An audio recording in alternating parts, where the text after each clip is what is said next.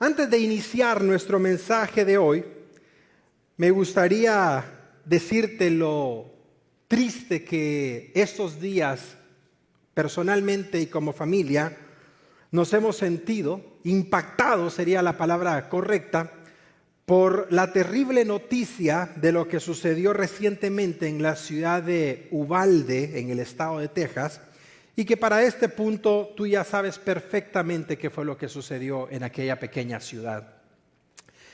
Por si no lo sabes, por si lo olvidaste o por si en alguna ocasión no escuchaste bien la noticia, un joven de 18 años de edad entró a una escuela de secundaria y abrió fuego matando, quitando la vida a 21 personas, una escuela primaria, y de ese trágico incidente murieron más niños que adultos. Realmente fueron solo 2 personas adultas, maestras, y el resto fueron 19 niños, que es lo que vuelve todavía más trágica la noticia y el suceso.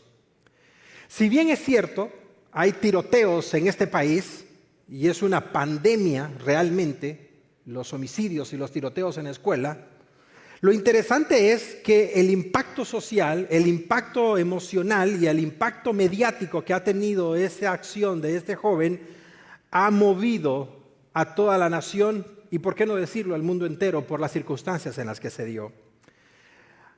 He leído lo que pastores han dicho, han escrito, he escuchado lo que personas expertas en el tema, políticos y otros más han dicho. Pero algo me ha llamado mucho la atención de todas las versiones que he escuchado y que me he informado y preparado para presentarte este mensaje. Muchos argumentaron que eran los problemas mentales o los problemas de identidad del joven los causantes de lo que él hizo.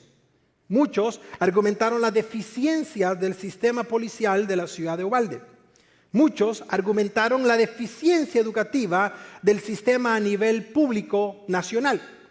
Muchos argumentaron la falta de educación y la falta de los valores en casa. Es decir, este suceso ha dado pie a que muchos opinen, sugieran o traten de encontrar una posible explicación de por qué se dio lo que se dio. Y eso me hizo entrar en una pregunta, la cual quiero compartir contigo en este mensaje, porque una de las personas con las que conversé fue una de las preguntas que me hizo. ¿Por qué sucede esto, pastor?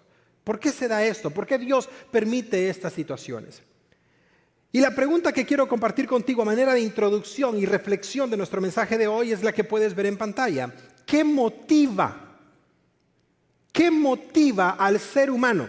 No al joven de 18 años que lo hizo. No, vamos a generalizarlo un poco más. ¿Qué motiva al ser humano a actuar con tanta maldad y con tanta violencia contra sus semejantes?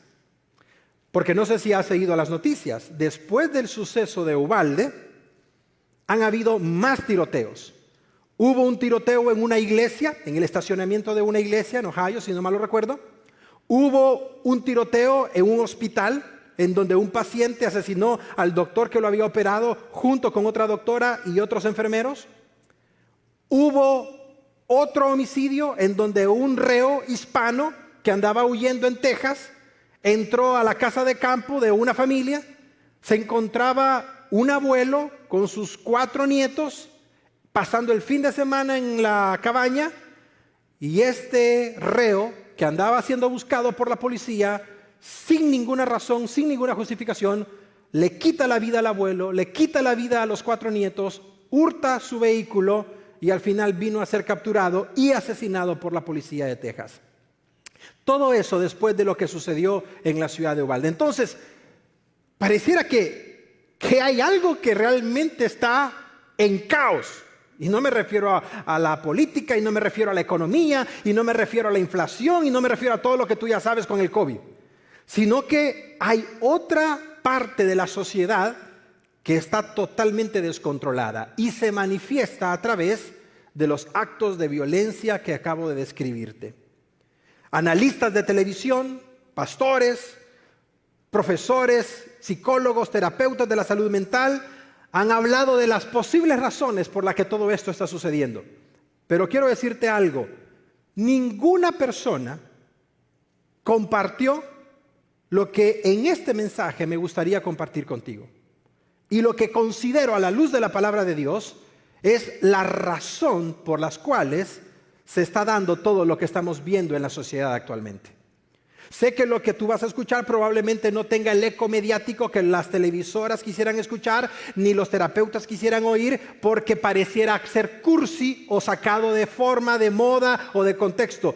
Pero a la luz de las Escrituras, lo que tú vas a escuchar en el mensaje de hoy es la razón principal por la cual estamos viviendo en la sociedad que actualmente vivimos.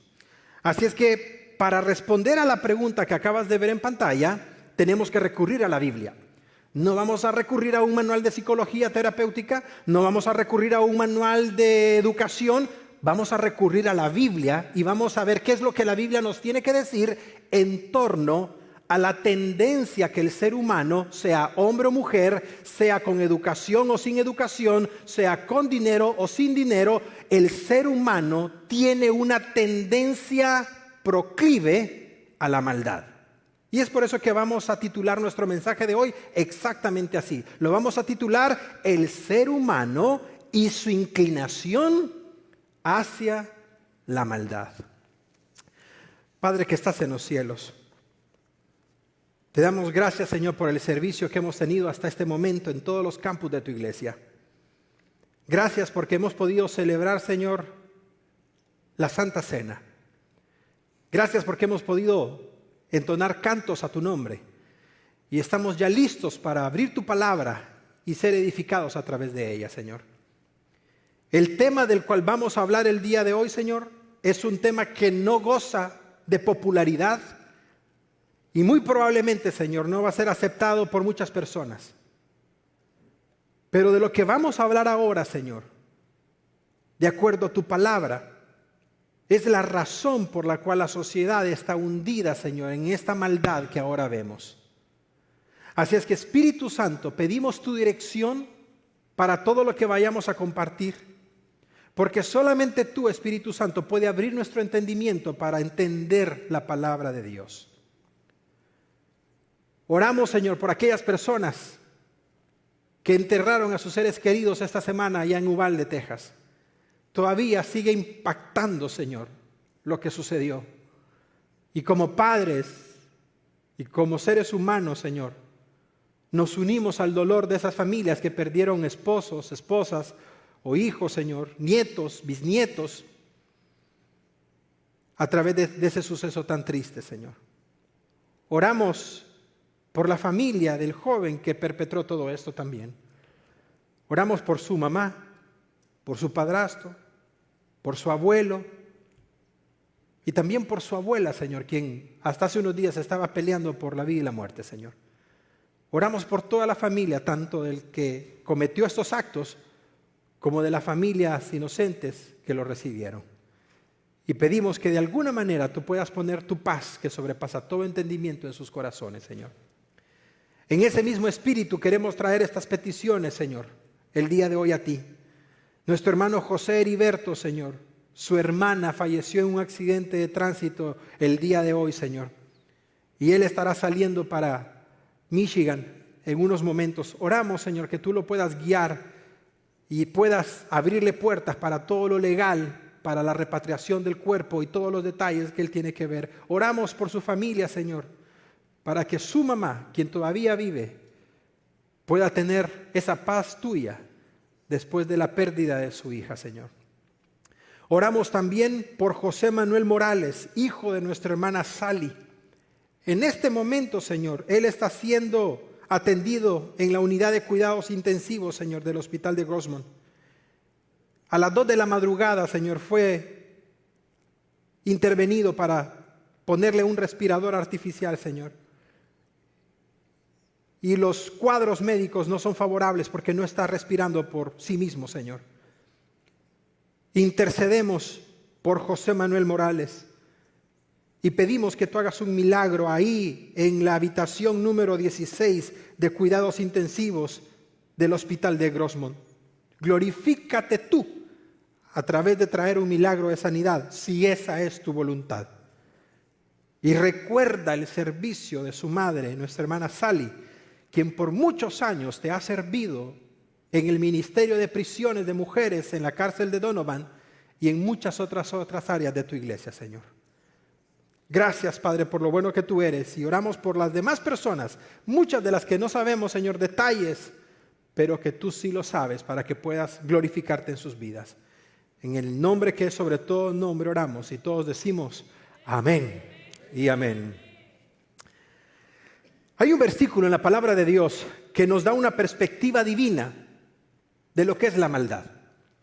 Hay un versículo justo al inicio de la Biblia que nos habla acerca de este tema.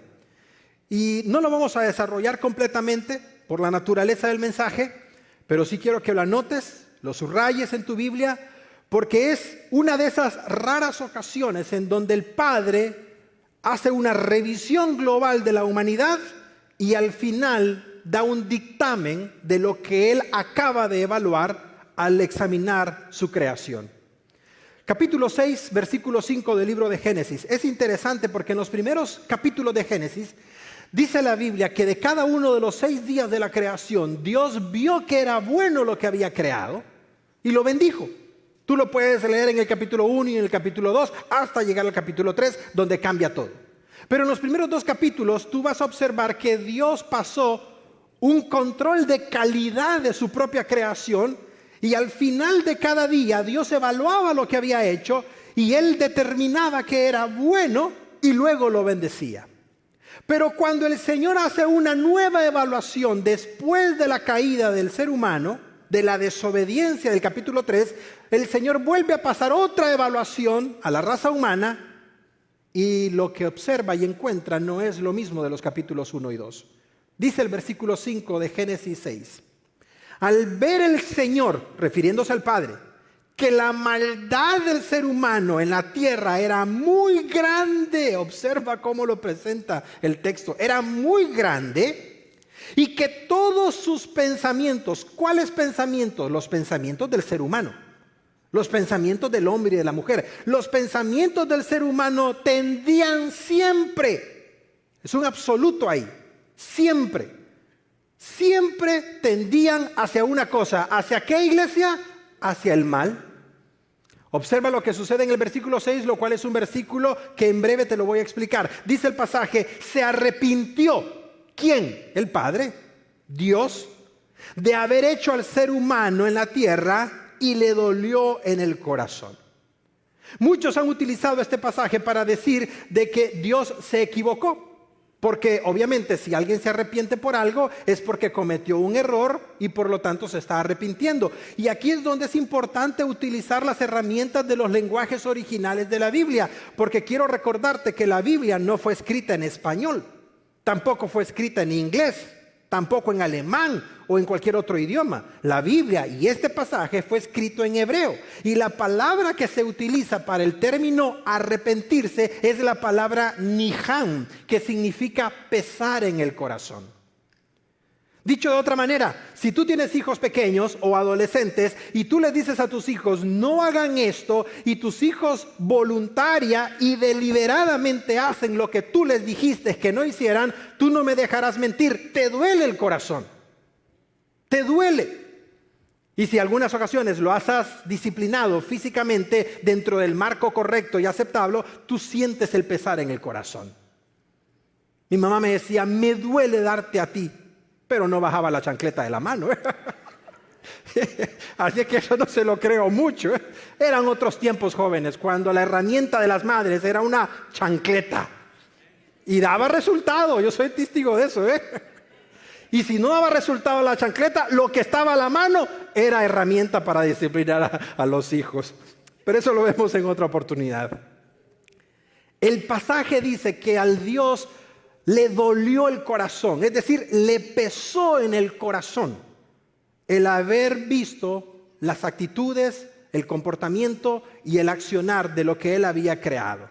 Y en este pasaje podemos observar 2 cosas. La primera cosa es el señalamiento que Dios Padre hace acerca de la maldad del ser humano. Y este comportamiento, dice el pasaje, es que se habían corrompido sobremanera. Y es interesante algo, porque cuando la Biblia habla de este corrompimiento, no es de afuera hacia adentro, sino que todo lo que se corrompe, observa esto, es de adentro hacia afuera. Interesante eso, ¿no? Lo segundo es que cuando el Padre hace la evaluación de la raza humana, Él hace un dictamen. Recuerda que el Padre todo lo sabe, el Padre todo lo conoce. Por lo tanto, cuando el Padre evalúa su creación, se da cuenta que los pensamientos, la voluntad y la intención del ser humano, dice el pasaje, constantemente es solo para lo malo. Observa el pasaje, la segunda parte del versículo 5, y que todos sus pensamientos, y ahí vamos a volver a utilizar la herramienta del hebreo, la palabra pensamientos que se usa ahí es la palabra yetzel. Yetzel, y significa voluntad, significa tendencia, significa impulso. Es decir, Dios está diciendo, la voluntad del ser humano, los impulsos y los pensamientos que tienen constantemente son para una sola cosa: hacer siempre lo malo. Interesante, porque aquí encontramos a Dios dando la primera evaluación de la maldad en el ser humano. Es decir, al final la conclusión del Padre es: el ser humano es siempre proclive a hacer lo malo. Y aquí no estamos hablando de procesos educativos. Y aquí no estamos hablando de que la policía o que el maestro o que la mamá o que el papá se equivocó. No estamos hablando de eso, ni siquiera entra en perspectiva acá.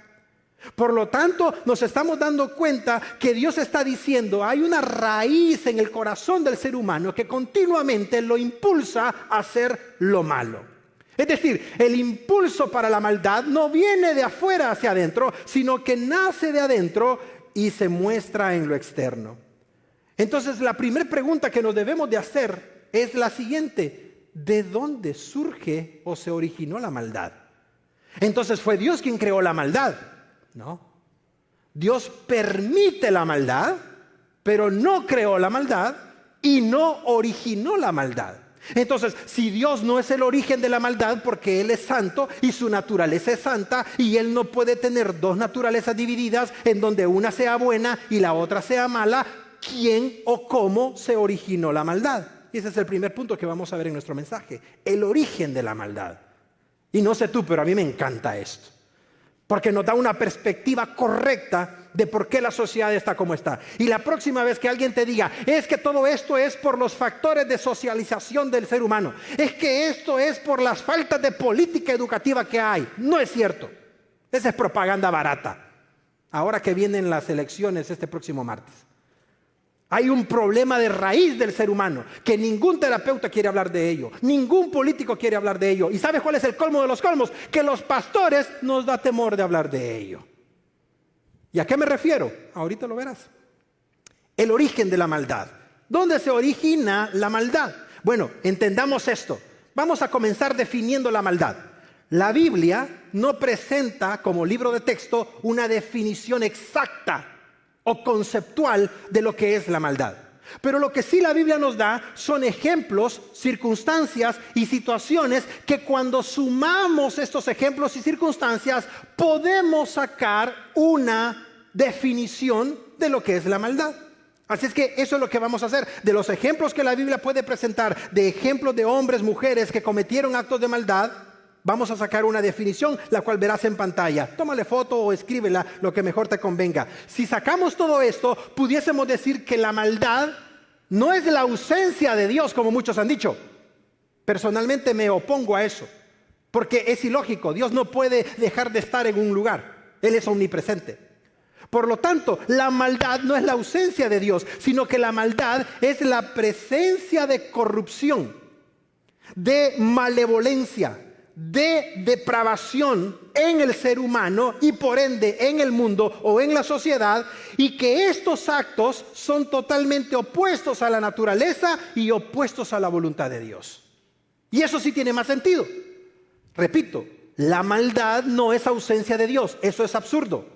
La maldad es todo aquello que va en contra de la naturaleza de Dios y todo aquello que va en contra de la voluntad de Dios y que hace que el ser humano se vuelva degradado a sí mismo y se encuentre contra la voluntad de Dios. Es importante que tú y yo entendamos qué es la maldad, porque la maldad no es un aspecto psicológico. Si tú vas donde un terapeuta que no es cristiano, te va a decir que no hay maldad y que no existe Satanás, que todos son patrones de conducta. Falso. Falso. Número 2, no son patrones de conductas aprendidas en donde la persona, porque creció en este entorno, porque creció en un entorno de países tercermundistas, que por cierto ya no le llaman tercermundistas, ahora le llaman países en desarrollo. Se oye bonito, pero es lo mismo. Y muchos decían, es que como son personas que vienen de países tercermundistas, entonces por eso actúan como actúan. Falso. Hace unos años atrás, 2 jóvenes multimillonarios asesinaron a sus 2 padres aquí en el estado de California y fue un asesinato que capturó mucha atención pública porque los 2 jóvenes fueron a las mejores escuelas privadas, fueron multimillonarios, tenían absolutamente todo y terminaron asesinando a su madre y a su padre. No es cuestión de la educación, no es cuestión de que tuvo una mala educación o que tiene un trasfondo humilde, o como le quiera llamar. No es cuestión de cuestiones psicológicas, no, hay una influencia espiritual detrás de eso. Y eso es exactamente de lo que vamos a hablar en este punto. Porque tampoco es genético, no es cuestión de que si el papá fue esto o la mamá fue esto, entonces por ende el joven o el niño o la niña va a hacer esto a la luz de la palabra, no, sino que la maldad tiene un origen espiritual. Recuerda esto, la maldad tiene un origen espiritual y el problema es espiritual. ¿Por qué? Porque el primer ser que mostró maldad no fue Adán y Eva. El primer ser que mostró maldad se llama, a la luz de la Biblia, Satanás. Y su nombre, por si no lo sabes, significa adversario y oponente. Su nombre lo dice todo. Es interesante porque cuando vamos al jardín del Edén, recordarás en el capítulo 1 y 2 que está Adán y Eva sin pecado. Están desnudos, pero no se dan cuenta que están desnudos. Tienen comunión con Dios completamente como si hablaran con su mejor amigo o su mejor amiga. Pero desde el momento que entró Satanás y engaña a Eva y por ende engaña a Adán, es cuando esta comunión se rompe. Y lo interesante es que si tú crees que el pecado comenzó en el huerto del Edén, quiero corregirte, el pecado no comenzó ahí. El pecado humano comenzó ahí, pero hubo otro pecado antes del jardín del Edén. ¿Y sabes a cuál me refiero? Observa Isaías capítulo 14. Este versículo es poderosísimo por si nunca lo habías leído. Solo te voy a dar el de Isaías porque el de Ezequiel 28, por ser muy largo, no te lo voy a dar, pero sí te voy a dar la cita para que lo puedas estudiar en casa con detenimiento. Isaías 14. Versículo 12 y 14 nos presenta los únicos 2 pasajes junto con Ezequiel en donde la profecía habla tocante a este ser espiritual de quien muchos niegan, pero que existe como tú y como yo.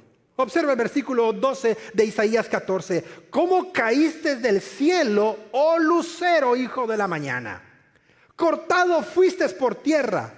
Tú que debilitabas a las naciones. Versículo 13, tú que decías en tu corazón. Observa qué es lo que decía Satanás cuando estaba en el cielo en la presencia del Padre. Él decía, voy a subir al cielo, voy a estar en lo alto, voy a estar junto a las estrellas de Dios, ahí mismo voy a levantar mi trono y en el monte del testimonio me sentaré a los lados del norte.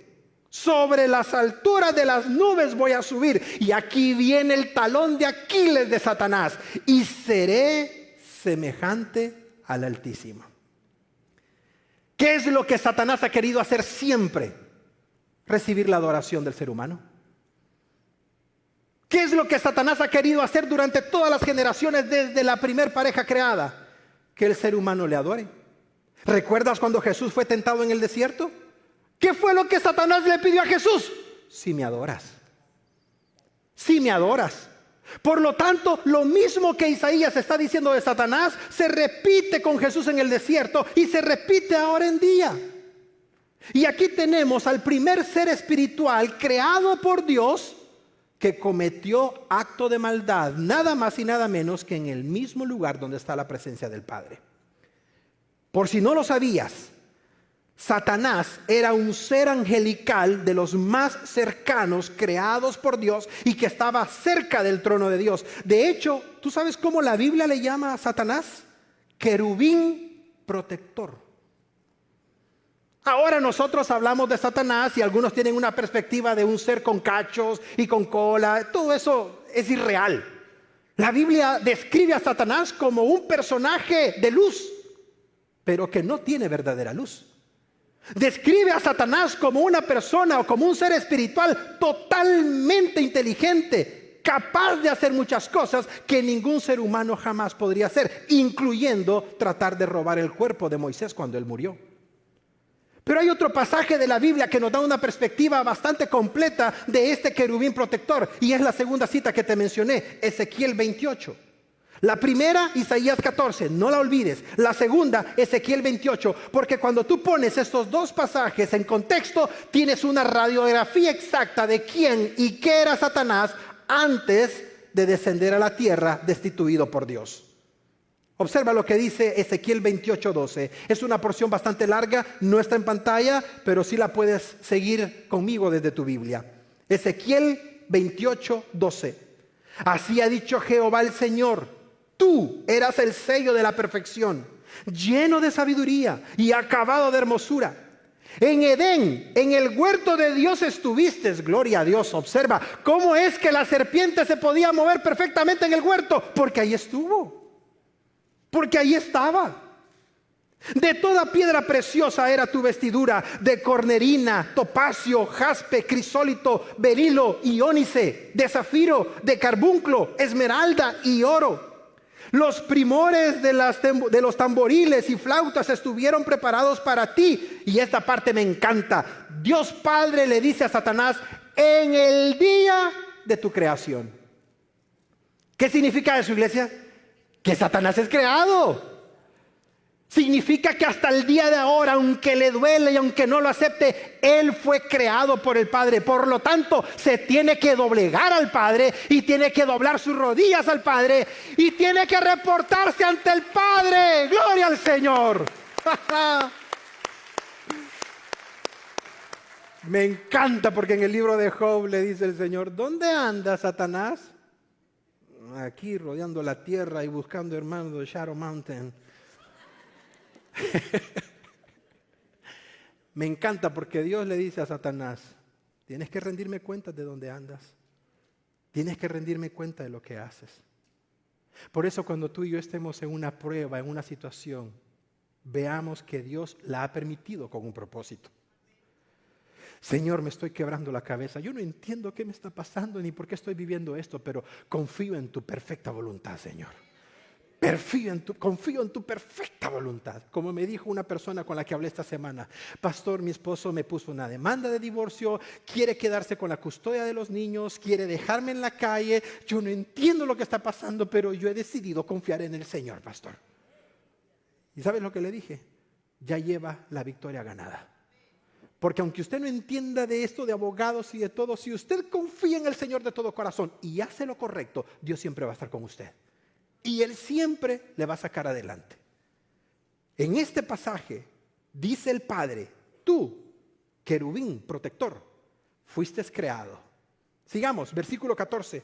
Tú, querubín grande protector. Dos calificativos: grande y protector.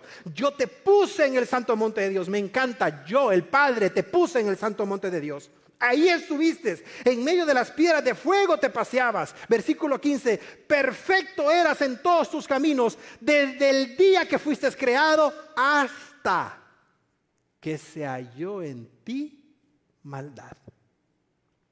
Por lo tanto, aquí no ha sido creado Adán, aquí no ha sido creada Eva, aquí no es lo que vemos y lo que ha existido hasta fecha. Aquí es un tiempo completamente antes de todo lo creado. Y aquí ya vemos el primer rasgo de maldad. No en el hombre, no en la raza humana, sino en Satanás. Y es interesante porque el mismo patrón de maldad que Satanás hizo en el cielo es el que ahora está haciendo en el presente. No tengo tiempo para poderlo ver contigo, pero ¿sabías tú que Satanás se trajo consigo la tercera parte de los ángeles del cielo cuando él fue desterrado del cielo? ¿De dónde crees tú que salen los demonios? No son espíritus de personas que fallecieron y andan como alma en pena buscando refugio. Eso no existe.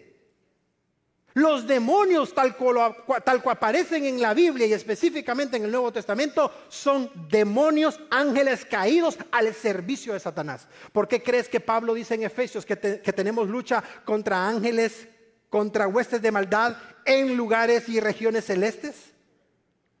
Satanás tiene una estructura bien elaborada en donde tiene diferentes rangos. Inclusive el libro de Apocalipsis dice que hay demonios que están atados y que cuando sea el tiempo final van a ser liberados. Imagínate, si así como estamos ahorita creemos que ya no hay nada peor, espérate que venga ese tiempo. ¿De dónde sale todo esto? De la influencia de Satanás. ¿Qué promueve que un joven de 18 años, 20, 30, la edad que sea, mate a otra persona? La influencia de Satanás. Satanás promueve, Satanás incita, Satanás anima a las personas a cometer actos de maldad, fuera de la lógica, fuera del razonamiento y fuera del entendimiento humano. Satanás opera en un mundo espiritual y tristemente nosotros como creyentes no lo vemos y no tomamos nuestro lugar como hijos de Dios. Muchos prefieren tomar el papel de víctima en lugar de ser victoriosos en Cristo. Observa lo que dice Juan 8:44. No está en pantalla, pero sí te pido que lo leas en casa porque respalda lo que acabamos de ver del origen del mal. Jesús le dice a sus discípulos: el homicida, Satanás, es homicida desde el principio. Interesante. Porque cuando leemos en la Biblia, no fue Satanás el que cometió homicidio sobre Abel. ¿Quién fue? Caín. Pero ¿quién estaba detrás del impulso de Caín? Satanás. Cuando Jesús le dice a sus discípulos: voy a ir a Jerusalén porque el tiempo se ha acercado, y Pedro le dice: Señor, no vayas, por favor, yo voy a meter el pecho por ti. ¿Qué le dice Jesús? Apártate de mí, Satanás. Me eres estorbo en los planes que tienen con el Padre. ¿Quién estaba hablando ahí? No era Pedro, era la influencia de Satanás a través de Pedro. Y si tú me dices: ay, pastor, ya ve, los cristianos podemos ser endemoniados y podemos ser poseídos, es que todavía no estaba convertido ese Pedro.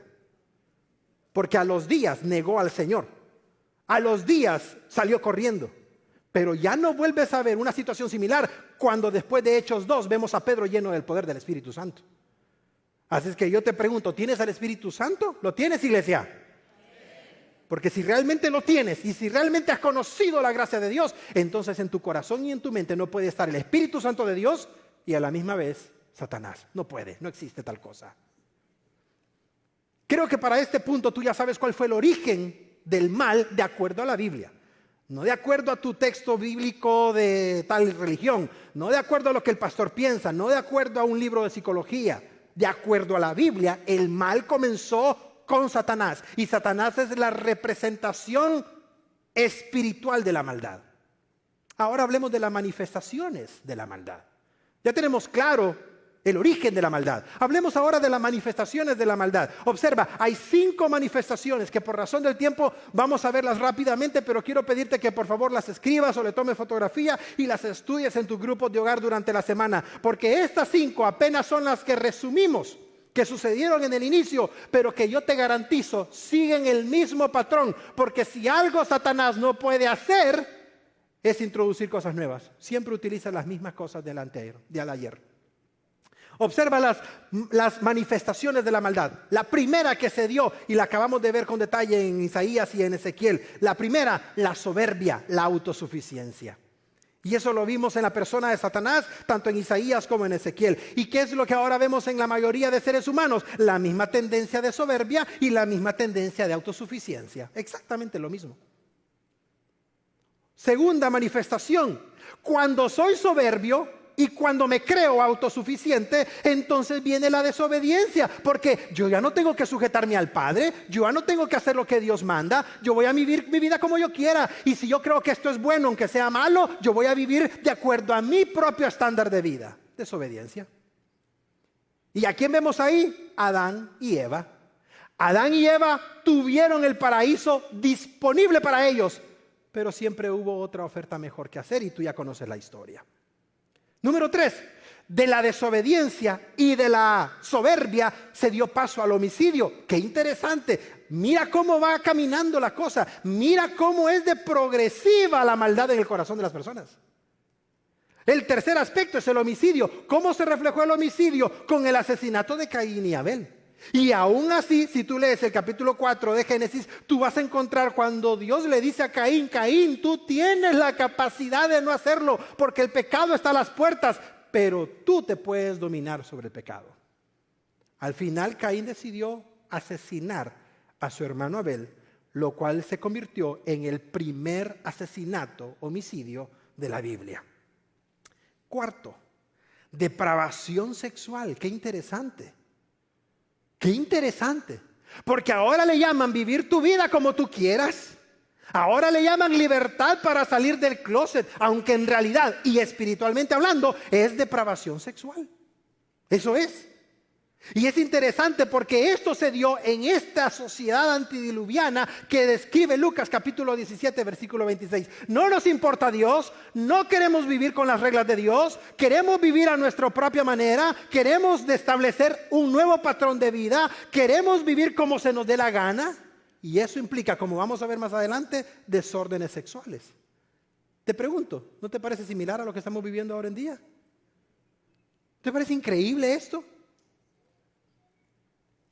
Y número 5, cuando todos los 4 puntos anteriores se sumaron, queda por resultado una maldad generalizada, una maldad global.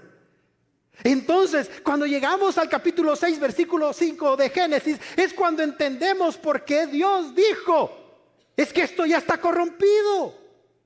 ¿Entiendes por qué Dios dijo eso? Porque todo lo anterior ya había sucedido. Y el paraíso que Él había creado, y toda la estabilidad que le había dado a Adán y a Eva, y toda la salud, y todo el bienestar, y toda la paz, y lo más importante de todo, no era la comida gratis, no era que no iban a trabajar, sino que iban a poder tener comunión con el Padre.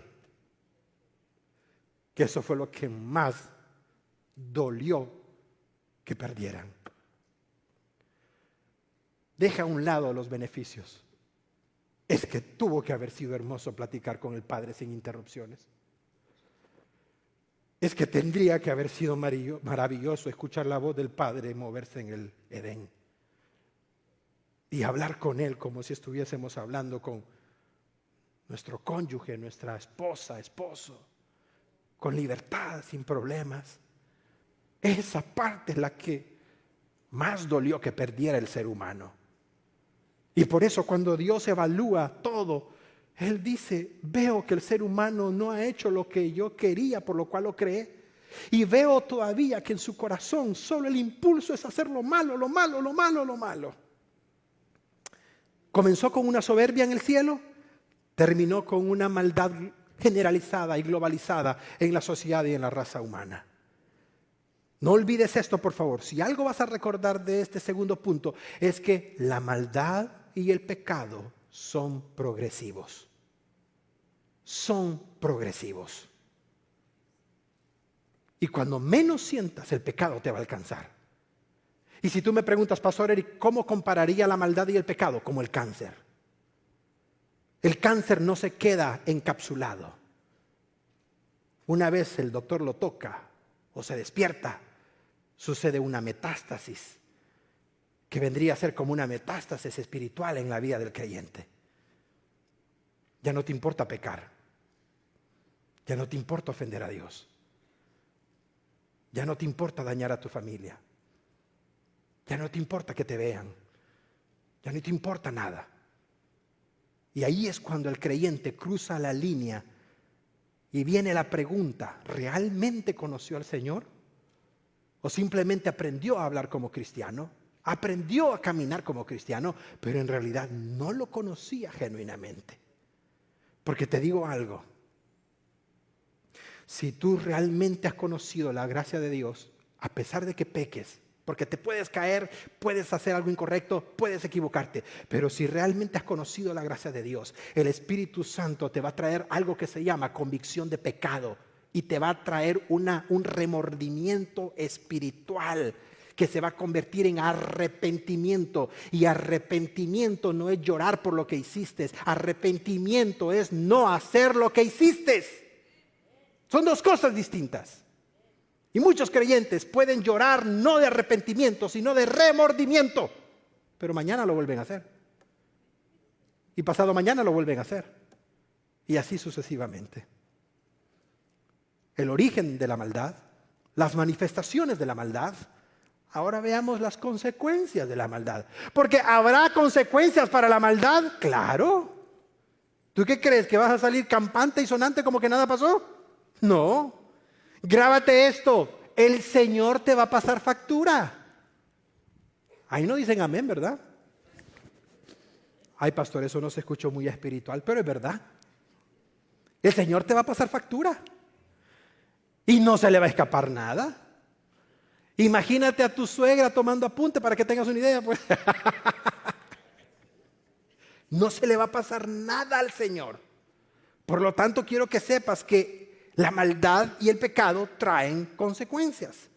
De las muchas consecuencias que podemos encontrar en la Biblia, solamente preparé 3 por razón del tiempo. Y me llama la atención esto porque cuando las personas no dimensionan las consecuencias es cuando cometen graves errores en su vida. Observa conmigo la primera consecuencia y esta duele mucho. Número 1, distanciamiento espiritual con el Padre. Esta es la más dolorosa porque lo primero que sucede en el ser humano, en el creyente o en la persona que comete actos de maldad es que se distancia del Padre. Y ahí lo puedes ver. Dios y el ser humano se rompen. ¿Por qué? Porque Dios es santo. Y tú debes de entender que Dios es santo y en la santidad de Dios no puede habitar la maldad ni puede convivir el pecado. Y ahí está la cita de Génesis 3:8 para que lo leas en casa. Número 2, la segunda consecuencia, no solamente hay un distanciamiento espiritual, sino que observa esto porque va ligado a lo siguiente. Cuando yo me distancio del Padre, entonces lo que es la distorsión moral comienza a afectarme, porque ya no logro distinguir entre lo que es bueno y malo. ¿Quién es la brújula para determinar lo que es correcto? El Padre. ¿Quién es la guía para determinar lo que es correcto?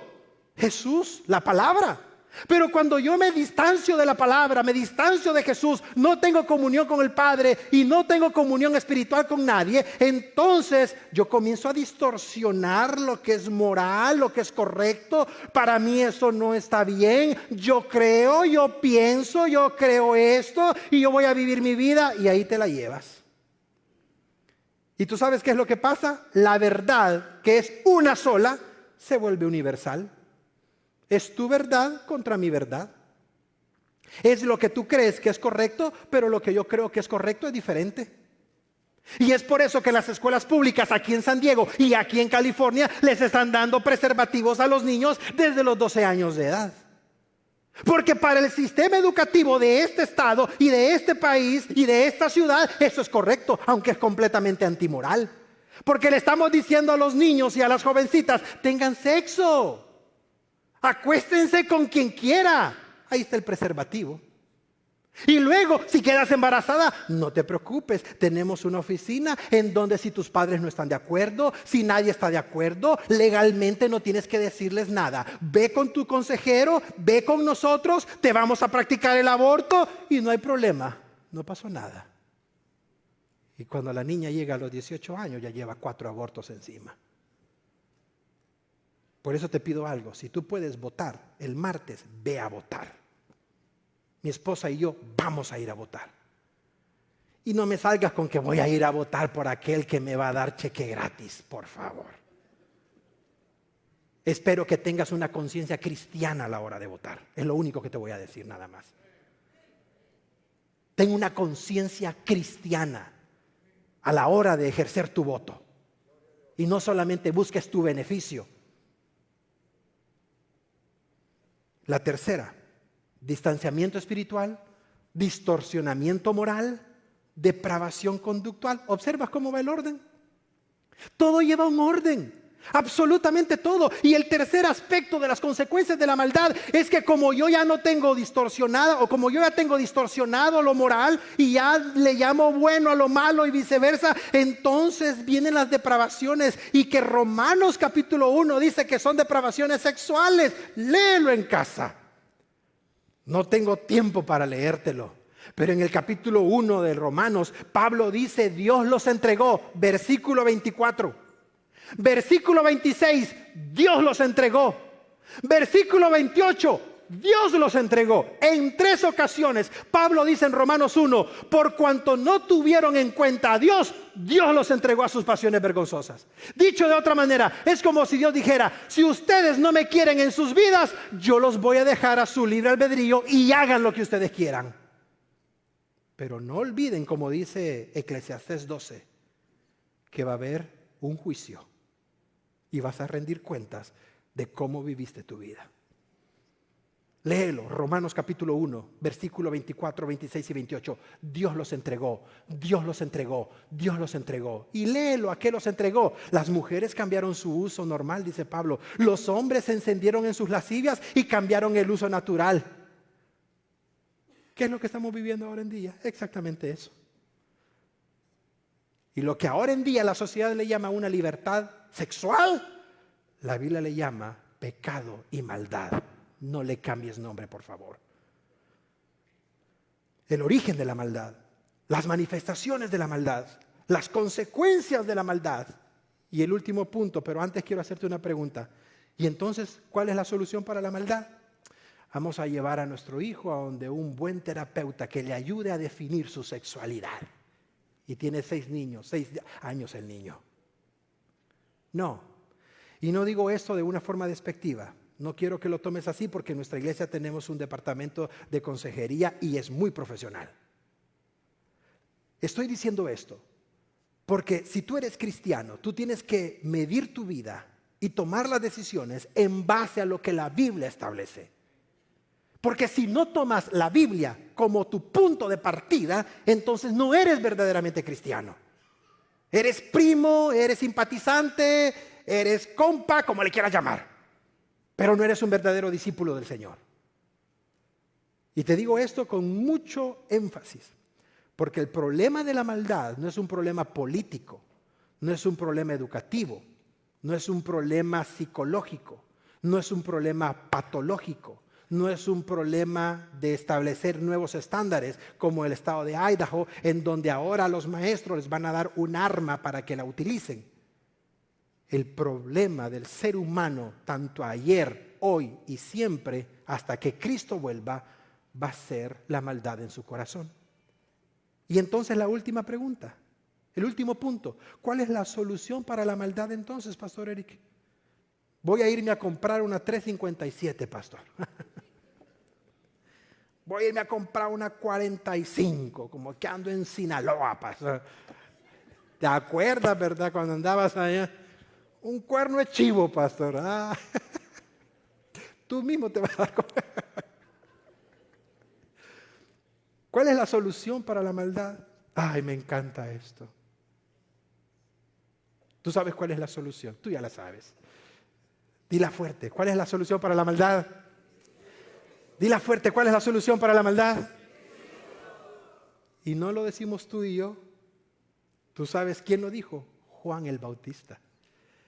Observa lo que Juan dijo cuando él vio por primera vez a Jesús en Juan 1:29. Ese que ustedes ven ahí, le dijo Juan a todos los que estaban bautizados en el río, ese que viene ahí es el Cordero de Dios que quita el pecado del mundo. Dale un fuerte aplauso al Señor. Gloria a ti, Padre. Gloria a ti, Señor. Ese es el Cordero de Dios. Me encanta, porque escucha esto para ponerlo en perspectiva. Y dime si no se repite la historia. Observa esto, ya vamos a ir finalizando por si quieres subir, Fernando. Observa esto. Cuando en Génesis Adán y Eva pecaron de desobediencia al Padre, Dios, aparte de que lo sacó, fueron las consecuencias, Dios hizo algo que fue una muestra de amor para esa pareja de desobedientes. Observa lo que dice Génesis 3:21 que el Padre hizo, me encanta, porque dice el pasaje que el Señor hizo al hombre y a la mujer túnicas de pieles. Y observa lo que hizo, los vistió. En lugar de condenarlos en el momento y en lugar de hacer otra nueva creación de seres humanos que fueran robotizados y que siguieran las órdenes al pie de la letra, el Padre hizo un sacrificio. Eso que tú ves ahí en 3:21 es la primer referencia de un sacrificio que se hizo. Porque tuvo que haber habido un sacrificio para que esas pieles fueran tomadas. Y me encanta que esas pieles no quitaron la maldad, la cubrieron. Pero cuando vino el cordero que Juan vio, ese cordero ya no cubre la maldad. Ese cordero la quita por completo. No la cubre como en el Antiguo Testamento, como escuchamos hace un momento atrás. No, este cordero la quita por completo. ¿Tú sabes lo que sucedió el domingo antepasado antes de que tu servidor no pudiera venir? Un joven, Beto creo que se llama, inmenso, doble. Cuando lo vi le dije yo, andas en motocicleta, porque tenía ese aspecto. Llorando me dijo, pastor, yo quiero recibir al Señor. Y nos arrodillamos, Mano Vicente, Juan Vázquez, nos arrodillamos aquí en el altar cuando ya todos se habían ido. Y ese jovenazo doble, llorando como un niño, recibió al Señor. Eso es quitar el pecado del mundo. No es cubrirlo, no es maquillarlo, es quitarlo por completo. Y solamente Jesús puede hacer eso. No lo puede hacer una religión, no lo puede hacer un sacerdote, no lo puede hacer un pastor, no lo puede hacer un papa, clérigo, cardenal, lo que tú quieras, monseñor, nada. Solo el bendito Cordero de Dios puede quitar el pecado del mundo. Solo Él lo puede hacer, solo Él lo puede hacer.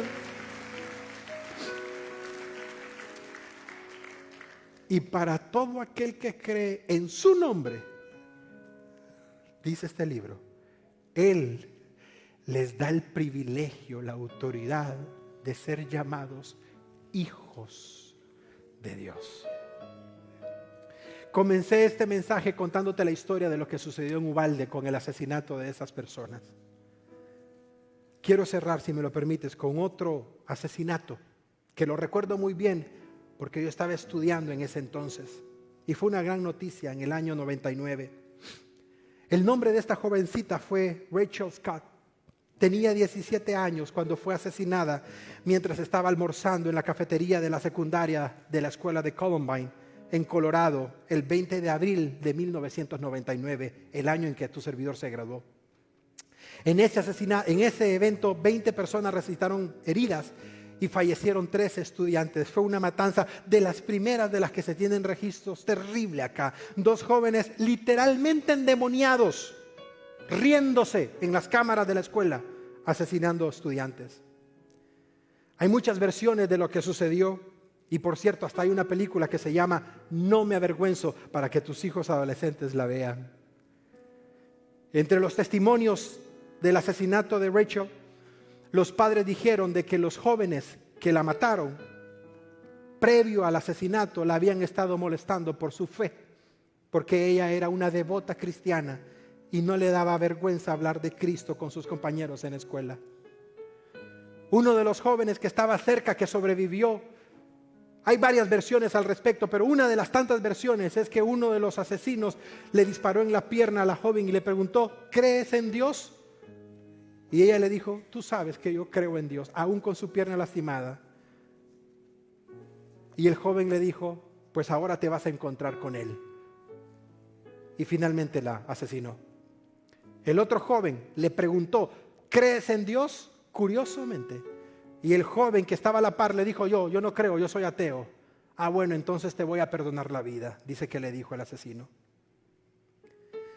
Quise cerrar la historia este mensaje con la historia de esta joven, porque para aquellos que tenemos a Cristo, a pesar de que nos vayamos de esta tierra por situaciones trágicas como las que acabo de decirte, hay una realidad que no cambia.